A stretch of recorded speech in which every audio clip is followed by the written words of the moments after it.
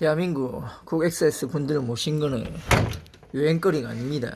그리고 두 번째, 예리력과 추리력 그런 거는 일상 사회생활에서 회사 생활에서 아무 필요 없습니다. 맞죠?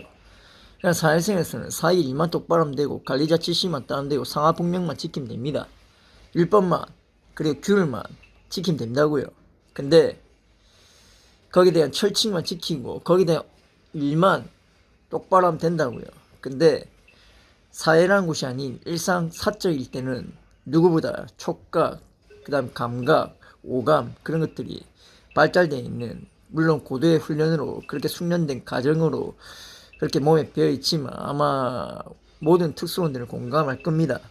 그래서 장난 아니니까 그 장난인 것처럼 그렇게 강 건너 불구경 하듯이 하지 마십시오. 알았습니까? 심각한 사안이니까. 그리고 일단은 흥신소라는 건 자기의 존재를 드러내지 않기 위해서, 물론 이제 합법적인 수금이나 이럴 때는 대한민국 사람들을 동원하기도 합니다.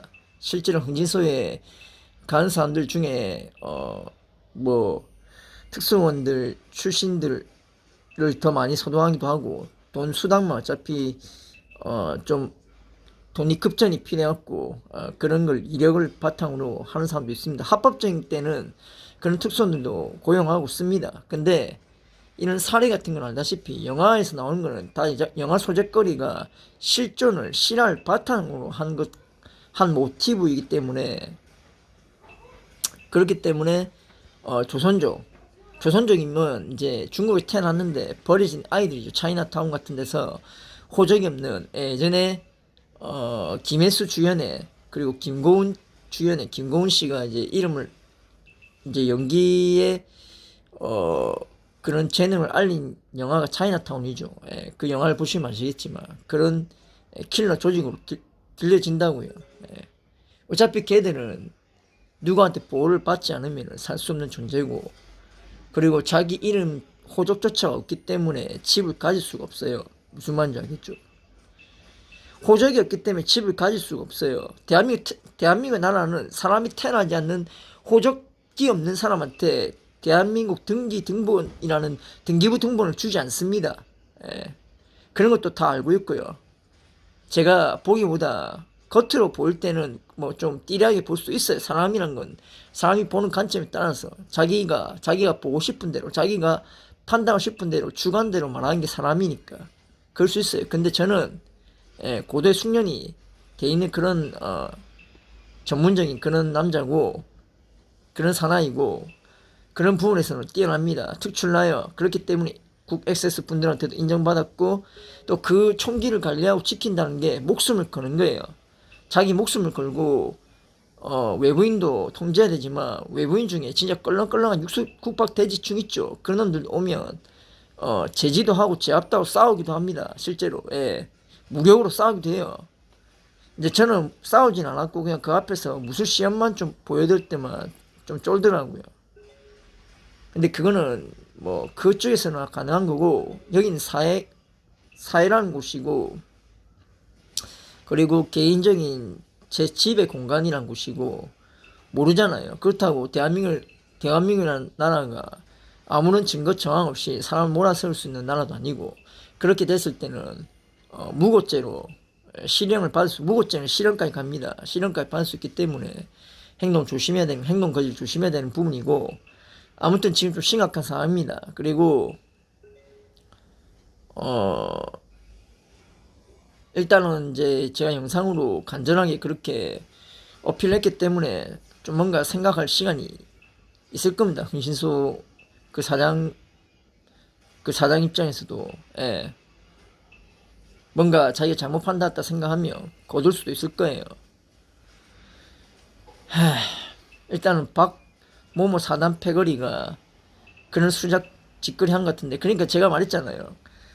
대한민국인데 어느 나라도 있지 않습니까? 전쟁이 일어나고 우크라이나 푸틴 같은, 태어날 때부터 악마예요. 푸틴 같은 악마, 그 러시아 푸틴 같은, 저걸 대통령이라 말할 수는 없으니까 러시아 푸틴 같은 악마 새끼, 악마 새끼랄게요. 악마 같은 악마 같은 저런 사탄 같은 놈들이 태어난 순간부터 정해져 있었는데 다만 어릴 때는 그걸 알 수가 없어요. 어릴 때는 자기가 생각하는 가치관이라든가 말이라든가 이념이라든가 개념이라든가 그런 것들을 사람한테 표현할 수가 없기 때문에 근데 보통 악마 같은 경우는 지능이 일반 선량한 선인보다 더 뛰어난 그런 지능을 갖고 태어난다더라고요. 그래서 소시오패스, 사이코패스 기질이라고 하는데 그 기질이 9살부터 드러납니다. 9살 때 범죄를 저지르고 하면 그때부터 사이코패스, 소시오패스 기질이 드러난다고 합니다. 근데 그 기질을 감추고 있다가 대부분 사이코패스, 소시오패스들이 성범죄를 저지르는 거는 16살 촉법을 이용하는 그리고 악랄하면서 약한데 악랄한 그리고 자기가 약한 존재를 괴롭히는 그게 소시오패스, 사이코패스의 특징이고 기질입니다. 범죄학 심리학에도 나와 있습니다. 저희들은 그런 군사 그런 것도 군계 1학기를 했고 군사학도 공부하지만 많은 것들을 공부했기 때문에 제가 똑똑한 편입니다. 하지만 아까도 말했다시피 일하는 직장에서는 그런 거 아무 필요 없어요. 그냥 일만 하면 되고 똑똑 안 해도 되고 그냥 일만 똑바로 하면 되고 시킨 대로만 하면 됩니다. 그리고 돈 받아면 돼요. 그게 직장이란 곳이고 전 직장에서 그렇게 생각했어요. 근데 사적일 때는 전 빈틈과 방심을 보이지 않는 남자입니다. 빈틈이란 게 없어요. 그래서 이 동네 주민들도 뭐 덩치 크고 키 큰 놈 많겠죠.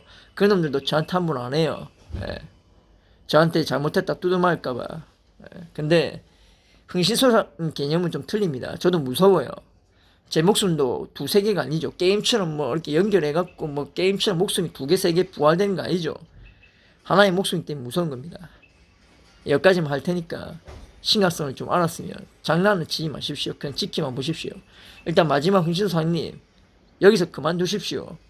일단 인면피를 쓴 제가 딱 봤을 때 제 특수원으로서의 직감과 예리함으로 봤을 때는 인면피를 쓴 키 작은 남자 왜냐면 키가 너무 크면 남자처럼 보일 것 같으니까 키 작은 남자의 인면피를 써갖고 그 아마 보따리 그쪽에 보자기 같은 그 보따리는 페퍼 스프레이나 권총까지는 아닌데 뭐 당도나 아니면 표창 같은 거 그런 암수 같은 무기가 있는 걸로 보였는데 여기서 끝내십시오. 제가 죽으면 정말 사건 커질 겁니다.